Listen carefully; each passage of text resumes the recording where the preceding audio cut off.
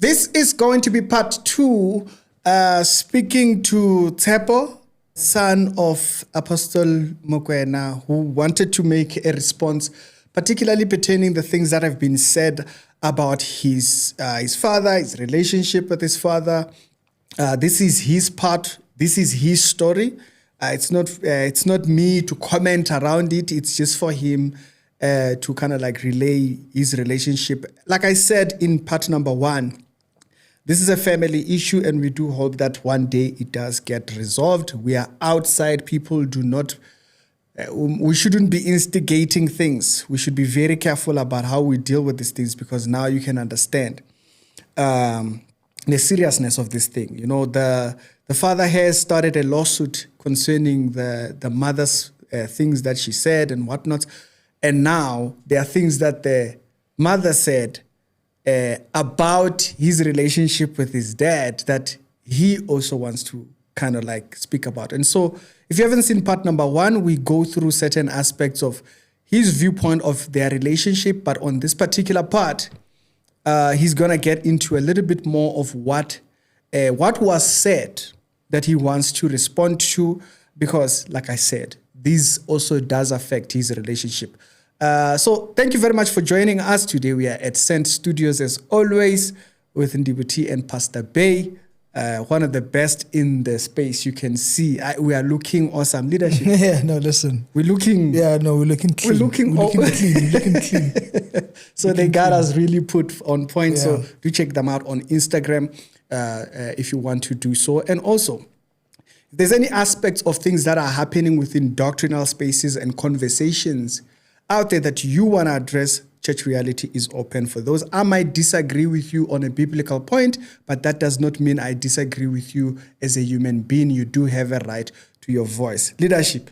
Yes, sir. Thanks for coming back again. Thank you so much. Thank you so much.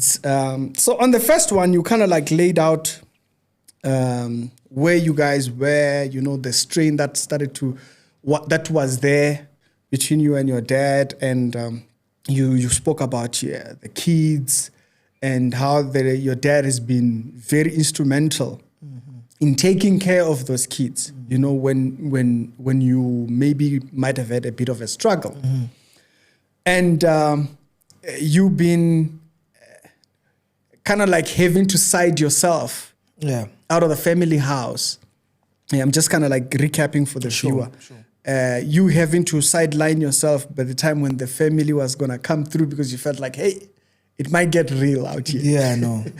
And so thank you for the breakdown. It really shows the intensity of the relationship after those interviews started to come out. And so you can greet the viewers and, of course, tell me, where do you want to go? Of course. Once again, thank you so much for having me. It's a huge honor to be on your platform, Ricky. You've done some great stuff.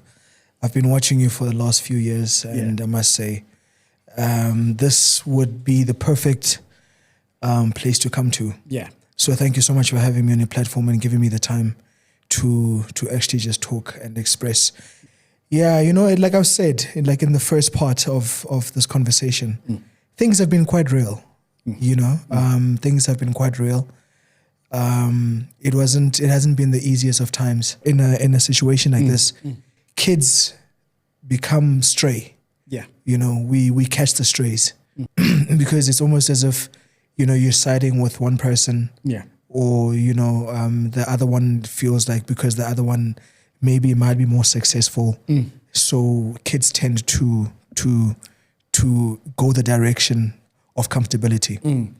But what I'll say to you is that I think with us as children, me and my sister specifically, because we come from the same mother, it hasn't been an easy journey. Yeah. You know, it's been very, very, very difficult, especially now with everything that has been said. You know, to watch both your parents sitting and, you know, going back and forth with each other. Yeah. And you are children, and I mean, I'm not a child anymore, but you know, in principle, I'm still their child. Yeah. So to watch all of that happening is a bit disturbing. Yeah.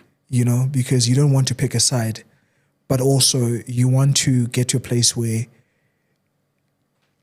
you try to balance both parents.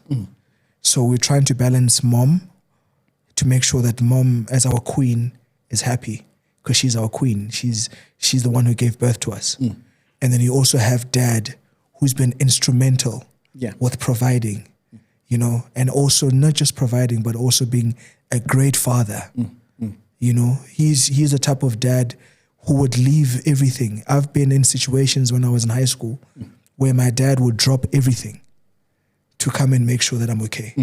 You know, especially going to a boys' school with a lot of big physical rugby players. You know, there was a situation that I'll never forget. I was concussed. We were playing around and one of these big guys came and tackled me, put me in hospital. And when I woke up, my father was right there. So you see, both parents have played such a vital role. And to see things go down the way they've went down is so painful to watch. Where it feels like the audience is saying, take this side. Exactly. You know what I mean? And I'm not prepared to take a side, but I'm prepared to speak on both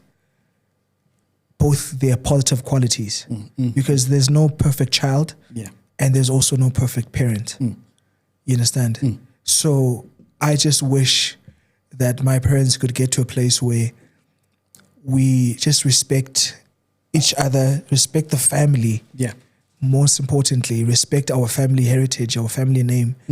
And, you know, to see all of this squashed and all of this removed from the public eye. Because it's not a nice thing to watch. Now there's subject matters of lawsuits and and stuff like that. We're not talking about any light lawsuits. We're talking about millions on the line. You understand? And man, you ask yourself a question: is it all necessary? But also, as a young man who respects his father's wisdom and my mother's wisdom, I don't want to go against any of them. They're my parents. They're the ones that know what's best on how to navigate this whole situation.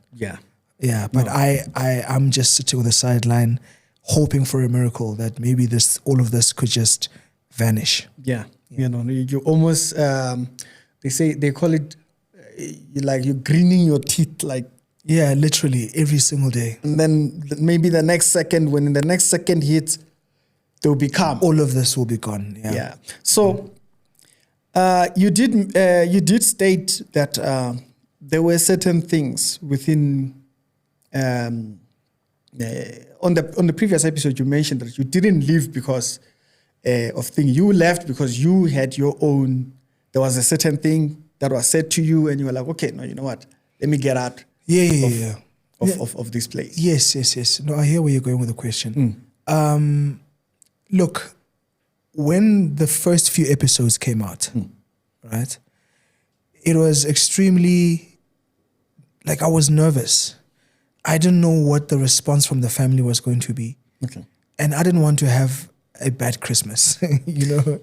You know, it came at the wrong time. Like, you know, you know, and I'm sure you saw there was a trend on TikTok over December where how are your family? Where families, yeah. And I was picturing that happening. I was like, this is going to happen. So to avoid all of this, let me just run, and maybe one day my dad would have seen it as, you know. Unfortunately, at that time, he didn't see it as me trying to avoid situations. Instead, he might have saw it as disrespect. You know, like, how dare you, when I arrive, you leave. And I'd like to apologize for that. It's just that I didn't know how to react. In that situation, I get a phone call because I was out doing some work. And then I got a phone call, hey, your dad is here. Where are you? Immediately I was like, hey, let me just go pack a few things. You know, he's on the other side of the house. Let me pack a few things and get out of here. You know, I wasn't expecting him to come on the day that he came. So in that moment, I got scared. But also, after everything that was said, because December was wild. December was extremely wild. So many things came out, so many things that I never even knew about was shed light on. And I was like, man, I need to run. That came out on the podcast? On the podcast. Okay. Yes. And any in specific that you thought, I can't answer to this. Everything pertaining me, Okay. most importantly. Yeah. Because, a lot of my issues were shared, that I'm having financial struggles, I don't have a job, all those type of things. So when those things came out, it almost like felt like, who told her that? So you told her so that she can come and tell the whole country about it. Also, you were thinking who told who? Who told? No, like I was thinking, my father could be thinking, who told her? Oh, Who told her? So meaning you're discussing me. You're discussing certain things in the family. Because every time Tsepo said, or my son is going through with this and this and that. And that's how she put it. Yes. And if you remember in the first episode, when I told you that some of the things that my dad did, I took them as a man. I took them on the chin, like, okay, this is a man to man. Like, I've given you accommodation. Yeah. You're living in a house. I don't need to feed you. Figure it out. Figure it out. But, and obviously you understand a mother's love doesn't operate like that. Tends to be a little bit too much. Yeah, like, come on. It tends to provide everything. Yeah, just give him something. But as a man, I took it like, yeah, vele. You're a man, chief. You must figure it out. And I would have done the same thing to my son, as I said before. I would have done the exact same thing. The fact that he's provided shelter. Now you want me to provide you food. And you're over 30. Yeah, no, my guy. It doesn't work like that. You understand? But I can understand from a mother's perspective. It's a feeling of, that's my son. And mothers will spoil, go way too beyond what he should. Exactly. There was a practical example. There was a picture of Sylvester Arnold Schwarzenegger. And he had two sons. And the one son was raised by him and the one son was raised by the mother. And you can see the difference. The difference between the two. Yeah. Like, the one raised by the mom is a bit more chubbier, he's fatter. And the one raised by the dad, he's here. Yeah. So it should show you. It shows the different dynamics. The different dynamics when it comes to parenting. So I think it was just a situation of her not understanding that this is tough love. Yeah. The fact that he's given me a house to stay. He's still saying, I got you. Yeah. But I'm not going to do everything for you. Yeah. Yeah. He was not abandoning me at all. And also there tends to be this this feeling that, why would you be making, let's say, hypothetical, let's say your dad makes 100,000 a month. And so people tend to have this idea on social media to say, people in general actually, why would you be making, as a dad, why would you make 100,000 and your child doesn't have thingy? But they don't understand. It's important to find your feet. Absolutely. And it's in it. I can get why you feel like, hey, I get it. Yeah. It's because you do have that. It's in a man. It's in a man to want to do for himself. Exactly. As well. And also because I've done it before. Yeah. From a very early age. I became a father. Some people might not think it's early, but at 26. And I was providing. Yeah. 10 years later, I'm 35 years old. Now I'm like, I've done this before. I've got the muscle. Yeah. I've got the muscle memory. I can still be that man. I just need to discover the season that I'm in now. It might not be the same season that I was in 10 years ago, but I need to now maneuver this particular season because it's new to me. Yeah. It's a very new season to me. I don't want to lie. Just like when I had left the first time and I found my way around, now again it's a different season. So I have to find, but to expect my dad to spoon feed, it's absolutely not fair on him. So those things were said on the podcast, basically, and they were brought up by your mom. Yes. Which that's not, in my view, you correct me if I'm wrong, that's not her experience to share. Is that the feeling that you were having to say, I don't think you should share that. That's my thing. Why are you bringing me? Is that what you? That's a very good question. Okay. Actually, yes. Absolutely. That's, and thank you, Ma. Thank you, you know. But for example, I didn't want my information out there. Yeah. I didn't want people knowing that I'm not employed. I didn't want that, you know, because any possible job that comes along and people already know, if I'm coming to a prospect job and then I demand 150,000 Rand a month, they're going to be like, when you don't even have a job. We can give you 30. We can give you 30, you know, and take you out of here. So it disadvantaged me. It kind of like did put my market value down. Because unfortunately the world the world likes such stories.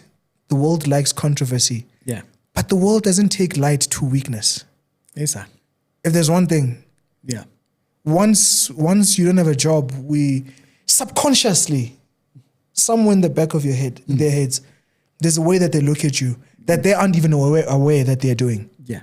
Because that's how powerful the mind is. But subconsciously, there's a bit of a, after everything, after all the privileges you've had, how can't you not have a job type of situation? Yeah. So it did disadvantage me quite a lot. Yeah, I mean, like you have the songs like Boomereki. In Moreki, you see how the person who doesn't have Exactly. Yeah, you see it. I mean, like you go to Pick and Pay and like you see, sorry for saying the names. Yeah. But you see someone buying and the people that didn't pay are the ones carrying the plastics. Yeah. You know, that one only carries the wallet. Yeah, that one carries the bigger wallet. weight. Like, he just taps. Yeah, no, so I completely get you. So that's how you felt because of these things. If you're sharing your divorce, why should it involve me? Yeah, And things? absolutely. Was there anything else that you felt like, okay, now, why is that there? Maybe something that was delicate, particularly towards you. Particularly towards me, no, it was that issue, but also I feel like the issue with my grandmother. Okay. Hey, that one touched a nerve. What was said? No, just, you know, Because last time we didn't say it. Yeah. Because we were like, okay, we don't want to repeat the Yeah. thing. But what? The alleged claims, allegedly there was a goat head somewhere planted. Yo, that's big, man. So the head was planted where at your dad's. My dad's family home, where my mom and my dad stayed when they just got married. That there was a goat head planted somewhere, and you know that my brother's death was premeditated. Hey, those are big accusations. Yeah. Especially if you don't have the proof of it. You know, to assume or to allege that someone Did something like that. did something like that, especially to their own grandchild. I mean, we don't know. Even nature itself doesn't allow that.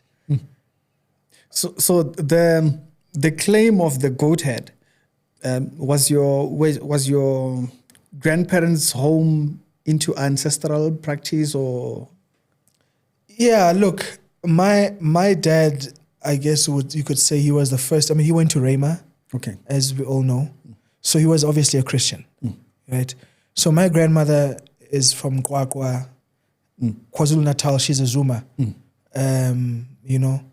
So she was not Christian, Yeah. but my father was. So if you're non-Christian, then it probably means that you are Going a different path. you are ancestral. You know, you believe in, because my grandmother was always about, you know, strong when it comes to you need to know where your grandfather is buried. You need to know where your grandmother is buried or your brother is buried. She was the one, and unfortunately, I feel like she did it when I was too young. I wish that she waited for me to be a bit older, so I can see exactly where everyone and every single person is buried. so that I go pay homage, not worship, but just honor and just go clean. Like my father has carried on that teaching now. Just to be able to go clean wherever the people are buried, just out of respect, not to worship them, but just to clean and make sure that this is where our bones are. Just like when you die one day, even if you're not into ancestral worship, but we've never been mpabadimu or anything like that. We've never ever done stuff like that. So it was implied as in to say that the statement now, it was implied as this ritual was done for the success of the ministry of your dad. It was it wasn't said directly, but it could have implied it. It could have implied that. Okay. And my brother's passing, I wasn't even born. Okay. And Delano only came about when I was 10 years old, 11 years old. So 10 years had passed between this supposed 12 ritual. years had passed. Okay, so that's the first one. You didn't see it, no. Okay. I wasn't born. You don't even know what's been done. I wasn't born. Okay. I wasn't born when the rituals were done, supposed rituals. I wasn't born. And nowhere did my mother say the rituals were done for the church. Nowhere did she say that. But I can see how people can think that. Yeah. It goes there. That's why I'm asking. Yes. Because it's like, okay, so if there's a ritual and then There's Delano, that's why I'm asking, what is the time span? There's a 12-year gap. Okay. Before Delano actually started. Yeah. Because my father was still with his first church then. Okay. And so by then he didn't even believe. Never. Never. My dad has always been his own, he knows quite, like I would say he's a genius. You understand? He's a very smart man. You can't take that away from him. And I've always found that the only thing about ancestors that he ever talks about, like I was saying, cleaning the graveside of your grandmother, making sure that it's well kept. As children, when you come home for Easter holidays, just take time in the mornings, go clean, and then go back home and continue the festivities. December comes, Christmas time comes, and you're with the family, you go there again, you clean, just make sure that it's well kept. That's all. But nothing about rituals. I've never done any rituals. As a matter of fact, there are certain things that culturally that were supposed to have been done for me. Okay. After losing my brother. Is it, okay? Yeah? What is that? After losing my brother, Musangeti, there's this thing where when someone has died, they need to do a cleansing for the one who's born afterwards. Yeah. He didn't even want to do that. Okay. He hasn't even done that. So he doesn't, he's not, and every time you talk to him about it, you can tell it's like, hey man, hey, just it's whatever. Leave those things alone, man. Yeah. As it's been implied. Exactly. So it doesn't. Yeah. So now your brother was passed away how far from the time when you were born? My brother was born in 1988, the 20th of September to be, if I'm not lying. And I was born in 1990. So he was only 6 months old when he passed. Okay. So it was literally a year and a few months when I was born. Was it because of maybe ailment? Or? He fell sick. Okay, yeah. He fell sick. If you listen closely to the other podcast, they do talk about it. Yeah. Yeah, apparently he fell ill.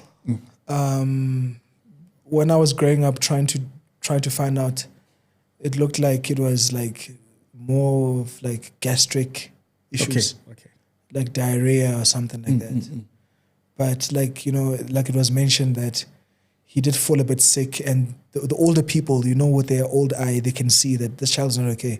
Yeah. Type of situation. And then a few hours down the line, that's when... Turned out so. Yeah, it turned out that he's gone. But now, how is it phrased towards sacrifice? I have no idea. And like I said, it was not put like that. Or it just becomes implied. It just became, yeah. Okay. No way. I watched those podcasts very, very, very, very carefully. nowhere was it said that my brother was a sacrifice for Terano. It's only the goat bearing. Even that goat bearing, It's left. didn't connect to Terano. Terano only came around years later. No, I mean like when it's mentioned though, it was mentioned within the tone of. Not even. I don't think that was the intended tone. It was not intended. But people people being people will say, oh, kuchong so. Okay. Kuchong ke yona ntlantle tlamehile re tlamelle le hore Terano e qadile jwang. When it's been mentioned, the viewer comes to that conclusion. Ba nka jwalo bona. Mara nowhere did my mom imply hore Terano is successful because someone was sacrificed. Nowhere was that said. But I can see why people will put 2 and 2 together by themselves. Okay. Yeah. And then what else did they mention that because you left the house when January? Yes. What else got mentioned before you had to leave? What else got mentioned?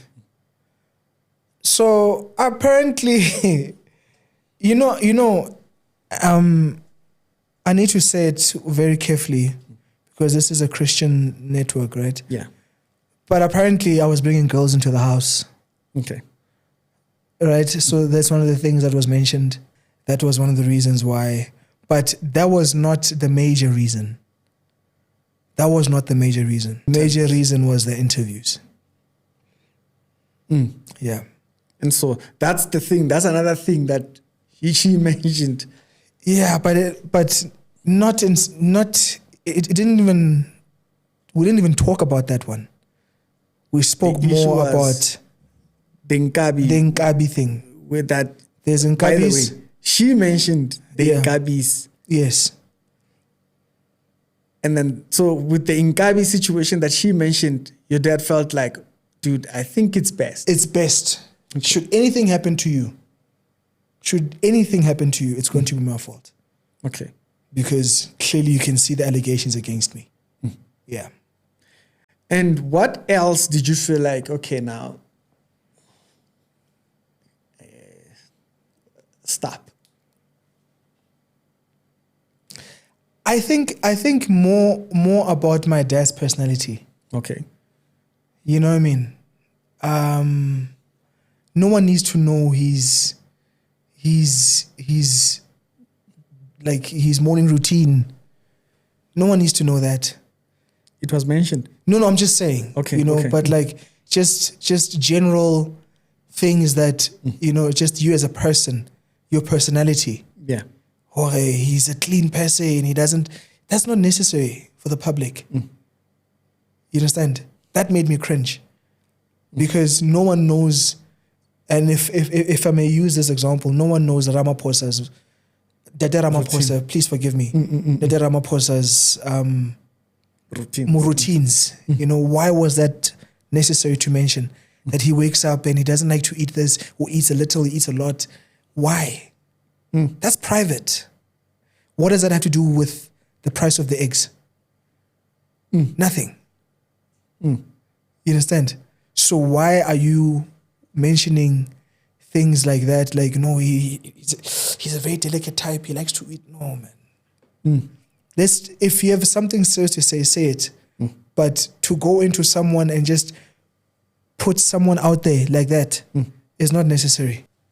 On that particular point of, were there things that they were mentioning that you felt like, okay, no, apart from the routines and whatnot and all those things, that you felt, was he said to be, I'm just asking this question, was he said to be abusive?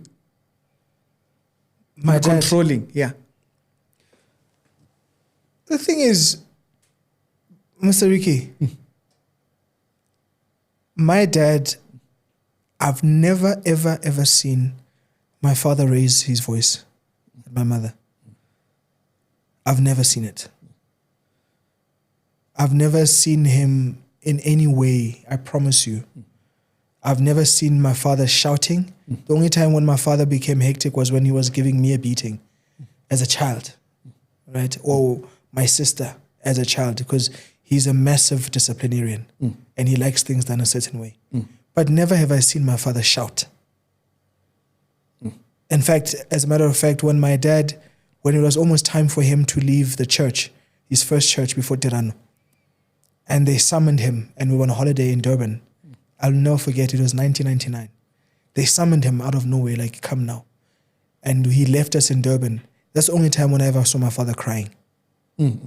Because he's with his family, and now the church is getting split into two. But he's never been an emotional person. So shouting, no, I've never seen. As a matter of fact, there's been times where you could tell that there's tension. But because my mother is a female, you will see the tension more on her side than on my dad. But I don't know if my father was abusive, but to say to you I've experienced his abuse, absolutely not. If it comes to me, as a man, he's dealt with me, yes. Yeah. To me, as a man, he's really dealt with when you needed it. When I needed it, 100%. And I'm glad he did. Yeah. Right? But when it comes to my mother, no. I've never seen. So the ill treatment, therefore, that there might be this idea that, you know, Apostle Mokoena ill treats his kids. Maybe you and thingy. And I do like that you kept this particular discussion on you. You've said nothing about your sister, because that's her own. Yeah, that's her own story, and she can talk for herself. I'm just talking about my experiences. Yeah. So you did mention also on the last part as well that there was a tension that on your mom's part she wouldn't understand that you trying to balance the relationship with your dad, acknowledging his role with your children. Yeah. Did your kids come into the conversation on the podcast? Look, my kids were mentioned that he is taking care of them. Okay. You know, and he indeed is. Yeah. You know, and this is where I felt kind of disappointed by my mother, if I may say it like that. And I felt disappointed because I'm like, look, Ma, at the end of the day, he might not be taking care of me. He's like, you are grown up, figure it out. Yeah. I'm taking care of your kids. I'm helping you at least in that department. Surely we should give him some recognition for that. Surely we should say, hey, thank you. That with me, yes, he might be hectic and it's not nice because, you know, his support towards me would be great. Yeah. But what he's doing for my children, for me, is more than enough. Yeah. At least I don't have that stress. I don't have to think about my children while I'm still navigating myself and trying to get back on my feet. So he's taken that, I mean, a simple thing with the family home. Come and stay here. Right? You don't have to worry about paying rent because I've been living by myself for a very long time. And rent, if someone can pay your rent, that's a huge weight. That's a huge weight off your shoulders. Yeah. Now he's even still today, after everything was said, he's like, go back to Johannesburg, maybe leave my house because of everything that's been said. But with everything that's been said, he still remained consistent with paying for my children. And I wish that conversation I could have had with my mother in a more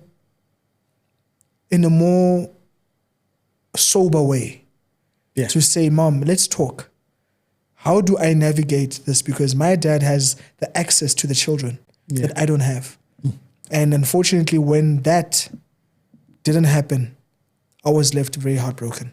Yeah. You never got to get that across. Yeah. From your perspective. Yes. You know, there might be a certain viewpoint that she holds. But then you wanted this particular aspect to say, he's been taken care of. I want to acknowledge him, but then I want to go to that relationship with him. Yes. I'm not. You don't just want to go and try and Exactly. establish your own Exactly. relationship with the kids. Exactly. But you want to go through him. acknowledging his role. Exactly. And also coming to you as my mother to say, Ma, I don't want just want to go straight there. I know that there's beef, but whatever this is, for the sake of the children, can we not do it? Yeah. And when I never got that, it broke my heart. It really, really did break my heart. I was disappointed to say, but Ma, so what do you expect me to do? Do I just ignore my children because I'm scared of hurting you? So then if you're giving me no choice, I'm going to choose my children. Yeah. So it felt like it. It felt like, why are you making me choose? Something that should be so obvious for you. Exactly. As a parent, as a mother. You know, it's very easy for men to make decisions just like that. But you as a mother, you know the pains, labor pains. You know all of that. So you should be more understanding as to why this relationship is so important. Yeah. Yeah. And so that being said, with how you having to navigate all these relationships in order to find the best position for yourself, was there any part of the discussion on the podcast? Because there's a lot of parts. So I'm trying to understand, like, what was in there. I'm trying to get that from you because I didn't watch it. I didn't watch much of it. Is there anything else that you wanted to address concerning the podcast coming out, the questions that were raised, the integrity of your dad, and the differences in beliefs, and anything else that you want to address before we go towards close? Look, Ricky, thanks for that question. I would say that I think it's important that people should respect the mic. This thing. It's a problem. Once this thing is in front of people's mouths, so we need to get to a place where you understand that people are being affected by the things that you say. And also the internet has a footprint. 30 years from now, it will remain. It will remain there. I don't want my great-great-great-grandchildren saying, hey, so this is what you were posting. This is what our father or our grandfather was doing. The internet, unfortunately, someone, even if you remove it, someone has screen recorded it. It's and there for life. It. Yeah. Understand? Especially also when it comes to families.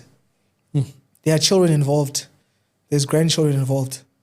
So we need to be careful what we do and what we say about each other as family members. It's not nice to see family fighting in this way. Yeah. So I think that for me is extremely important. I just worry about the ramifications of this, even in the future. So that's what I can say. I just wish that both my parents can get to a place where they make peace, and we are not expected to take sides. This thing can be resolved. The only thing right now that I'm seeing that the issue is here is communication. Yeah. If we can just all communicate, settle this thing, just like the Bible says. The Bible says before things go to court, sit with each other. It's right there in the Bible. It tells you directly. It doesn't have to get to court. You can settle this thing outside of court. So I wish that it would get there, and I'm not expected, as long as I'm not expected to take sides, I'm not taking sides, but I am saying that I'm grateful to my mother for being a great mother, and I see what she was trying to do, but I'm also grateful to my dad for being a great grandfather to my kids. You know, our issues are our issues, but we've never really had issues because he's been a great father, she's been a great mother. You know, I just wish that both of them can come and solve this thing without having to go to court.